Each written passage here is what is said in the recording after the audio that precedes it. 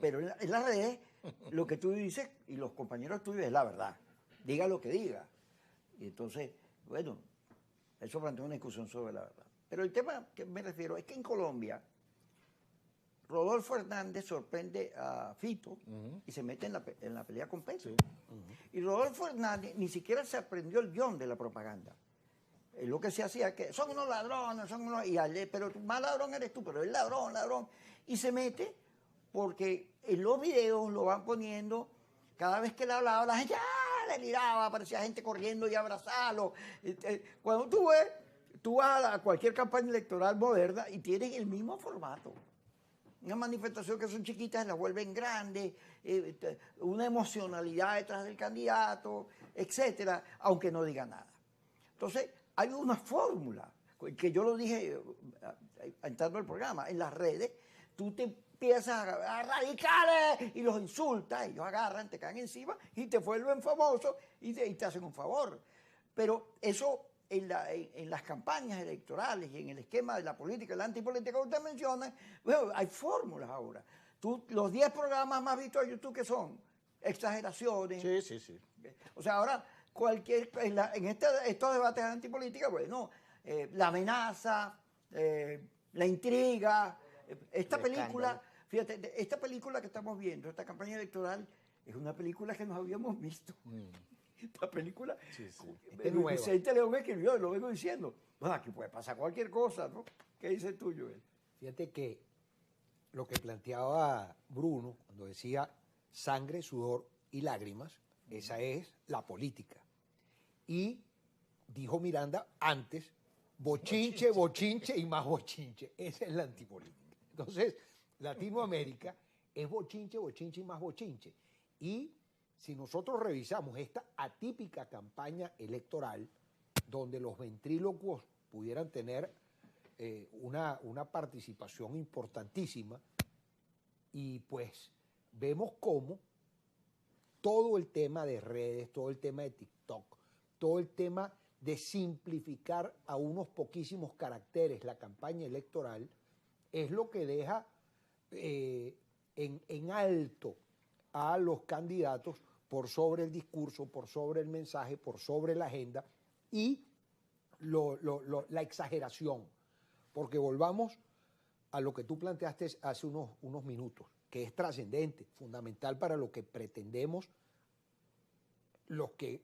hacer política.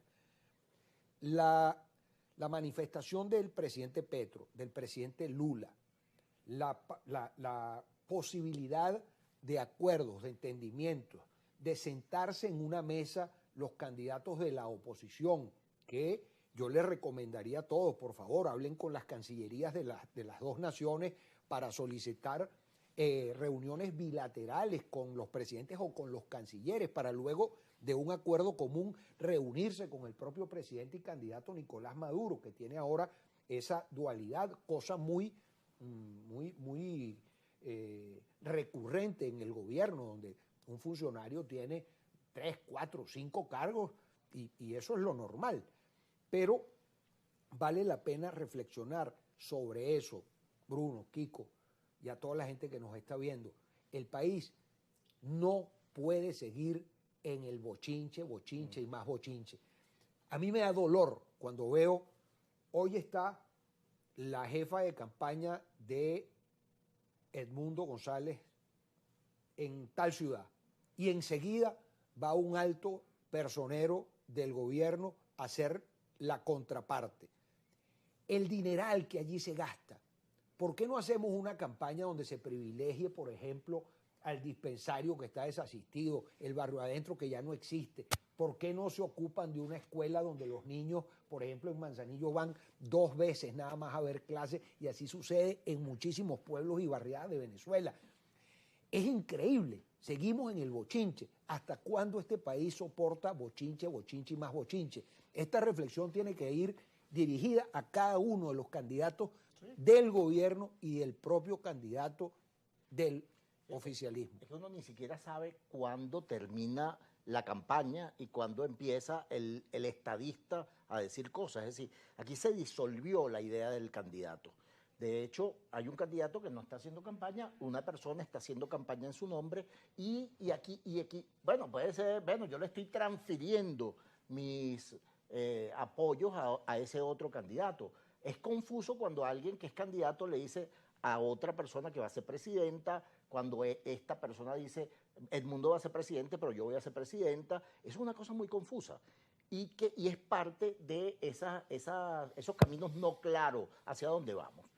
Yo hace unos días, repitiendo algo que dijo Carlos Raúl Hernández, puse en las redes aquella estrategia de Cámpora de ir a elecciones y unos cuantos días después tomar algunas medidas y renunciar para que se pudiera postular Perón.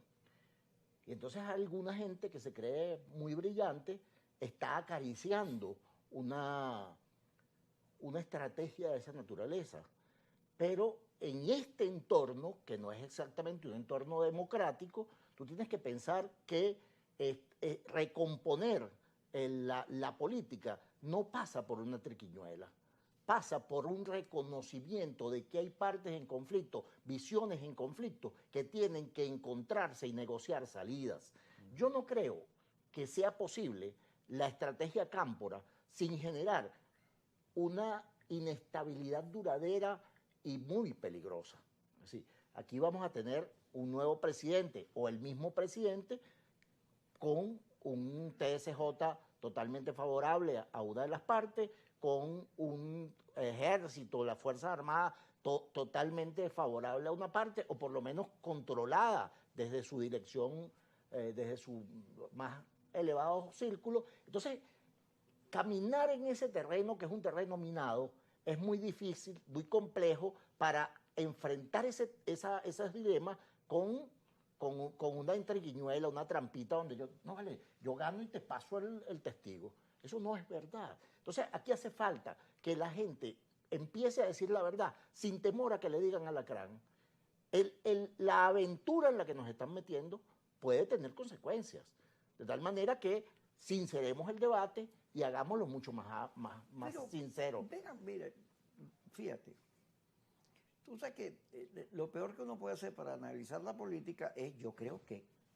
Eso no sirve para nada. Como estamos en las redes donde el imperio de yo creo, lo que yo creo es lo que es, pues deshagamos de eso, ¿no? Fíjate, a mí el candidato del mundo no me molesta. Dice cosas que yo digo. Claro, él es monosílabo. Yo hablo por los codos y él es cortico. Pero, fíjate, la señora Lloris le preguntaron, si usted se encuentra Maduro, ¿qué hace? No le hablo. Él dijo, yo quisiera reunirme con Maduro. Eso es lo lógico. Sí, y yo trabajé con Chávez y lo conocí, ya está su cuento. No niega, no se esconde. Él va diciendo cosas, reivindica el diálogo, reivindica la negociación, porque él es un diplomático. Entonces tú escuchas lo que dice el señor González, que a mí me gusta, a pesar de lo breve, y escucha lo que dice la señora Machado, que es amenaza, cosas. Ahí hay un conflicto. Cortocircuito. O sea, hay un conflicto que ya se ve en la campaña, en los comandos y en la cosa. Ahí hay un sector moderado que empieza a reagruparse en torno al mundo y hay un sector radical, como en todos los procesos, ¿no? Palomas contra gavilanes, contra Gavilán y Paloma, sí, sí, una Gavilán y canción. Paloma, así es la canción.